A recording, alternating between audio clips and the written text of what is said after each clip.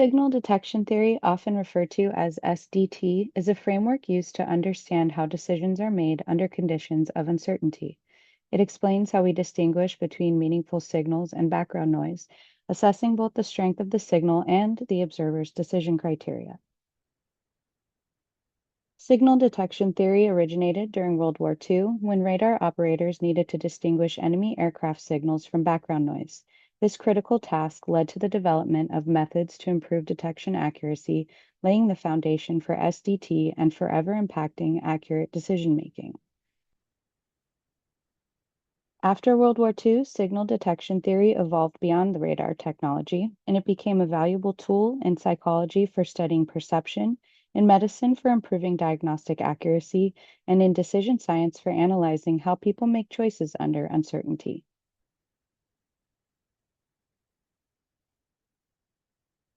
So, why is SDT so important? Signal detection theory is crucial because it helps us understand decision making under uncertainty. By separating sensitivity to signals from decision biases, SDT improves our ability to make accurate and reliable decisions in various fields, becoming an essential tool for many professions from healthcare to everyday life.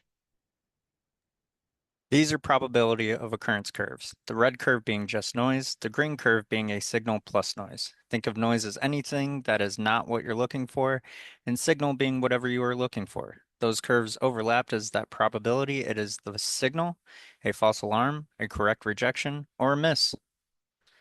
The line down the middle is a criterion, that cutoff where you say it's a hit or not.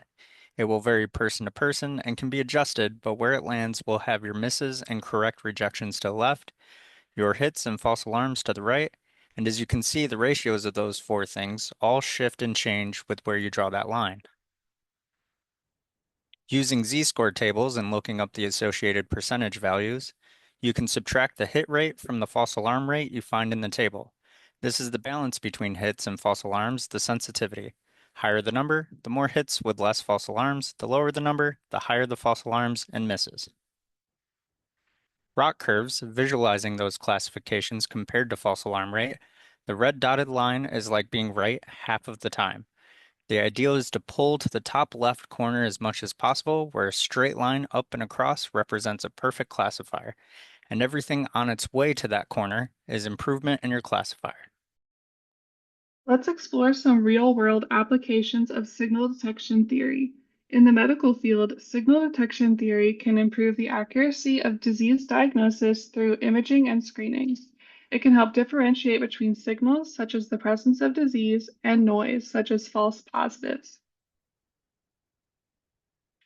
In technology, signal detection theory is applied to things like spam detection and cybersecurity. Email filters, for example, work to separate legitimate messages from spam.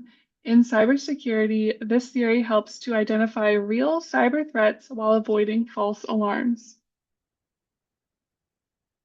In psychology, the theory is applied in studies of perception, attention, and memory. For example, a perception study might examine how well participants detect a soft auditory signal in a noisy environment, while attention studies may analyze how people focus on relevant information while filtering out distractions. Another example of SDT is TSA screenings at airports. The signal would be an item or behavior that is an actual threat, while the noise would be harmless items or behaviors that could be misinterpreted as threats. TSA agents must distinguish between the signals and the noise to maintain security while also minimizing disruptions. Signal detection theory often ignores how emotions and thought processes like stress or anxiety affect decision making. Since it's a statistical model, it doesn't fully account for these human factors, making its predictions less reliable in real-life situations where emotions play a big role. Another limitation of STT is that it assumes signal and noise follow a normal distribution, which often isn't the case in real-world scenarios. When these patterns vary from the ideal, the model can misjudge sensitivity and response criteria, leading to less accurate and reliable outcomes. Finding the best response criterion in SDT is challenging because it requires balancing errors like false alarms and misses. For example, in email filtering, a strict setting might block important emails, whereas a loose setting allows too much spam.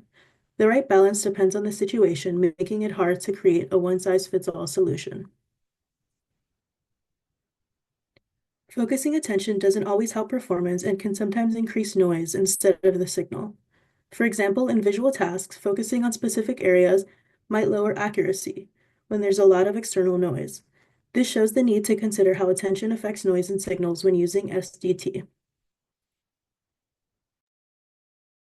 There are several advances in multivariate SDT in terms of complex situations. One application is that it can contribute to accurate diagnostics in the medical field when using microscopes or imaging scans like MRIs or CT scans.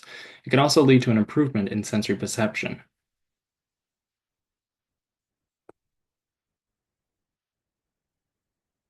SDT is intertwined with AI and machine learning, especially when it comes to making decisions.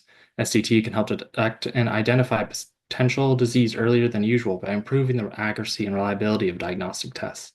SDT can help driving become safer by giving the driver accurate and true information if there is a possible hazard approaching. SDT has several implications on public policy, ethics, and societal decision-making.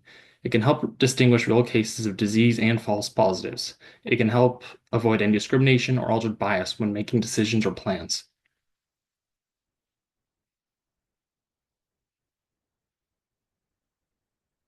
SDT is important for future challenges because it creates a foundation to decision-making in complex or precarious situations.